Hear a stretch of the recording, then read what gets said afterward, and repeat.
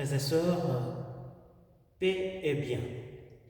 Nous célébrons le 3e dimanche de Carême. Ce dimanche, je le place sous le thème « Dimanche de la patience de Dieu ».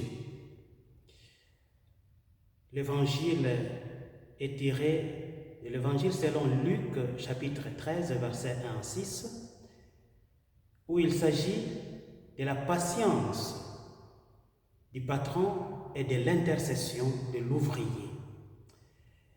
Et la deuxième lecture est tirée de la première lettre aux Corinthiens, chapitre 10, versets 1 à 6, 10 à 12. Et je vais directement lire les deux derniers versets, c'est-à-dire les versets 10 à 12. Enfin, ne murmurez pas, comme murmurèrent certains d'entre eux. L'exterminateur les fit périr. Ces événements leur arrivaient pour servir d'exemple et furent émis par écrit pour nous instruire, nous qui touchons à la fin du temps. Ainsi donc, que celui qui pense être debout prenne garde de tomber. Frères et sœurs, pourquoi Paul invite les Corinthiens à ne pas murmurer et nous invite, nous aujourd'hui, à ne pas murmurer? Parce que le murmure a été le grand péché contre la foi et la confiance envers Dieu, a été le grand péché des fils d'Israël durant leur voyage dans le désert. Parce que murmurer signifie se décourager, signifie rompre la confiance envers quelqu'un. Et quand nous murmurons contre Dieu, c'est-à-dire nous sommes en train de perdre la confiance, nous sommes en train de couper ces cordons ombilicaux qui nous lient à Dieu, qu'est la foi. Et c'est ça justement pour les fils d'Israël.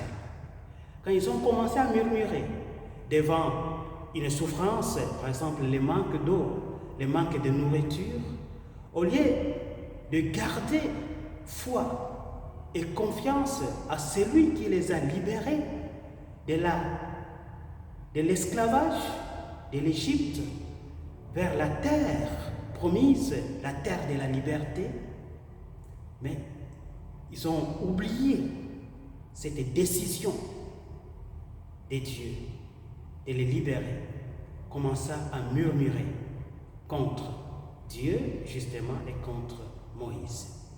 C'est là aussi pour nous, quand nous commençons à murmurer les uns contre les autres, c'est-à-dire il y a déjà les sèmes de manque de confiance, les sèmes de manque de foi entre nous. Et signifie déjà même, c'est raser l'amour, les racines de l'amour. Là où il y a les murmures, il n'y a pas d'amour. Là où il n'y a pas de foi, il n'y a pas d'amour. Et voilà, la patience est synonyme de la foi et de la confiance. Confiance envers quelqu'un que nous aimons, confiance envers Dieu en qui nous nous confions. Mais comment vivre la patience? Comment être patient dans ce monde où tout est calculé en fonction de la vitesse? Plus on est rapide, plus on est utile. Plus quelque chose est rapide, plus devient performant et utile pour nous. Les réseaux téléphoniques, la connexion rapide, l'économie est rapide, nos gestes aussi, nos actions aussi doivent être rapides, calculées selon le temps. Et comme on dit, time is money. Et justement, c'est ce que nous introduisons même dans nos relations. Nous réduisons nos relations à un mécanisme de business. Non, la relation n'est pas le produit et ne doit pas être fondée sur le business. Pas time is money. Non. Time, it is not relation. La patience produit la fidélité. Et là où il y a la patience, il y a l'amour. Et c'est ce qui nous pousse à aider les autres dans leurs difficultés pour qu'ils retrouvent aussi la dignité. Comme cet homme qui a intercédé pour cet arbre. Laisse d'abord le temps que je prêche et le temps que je mette de finir.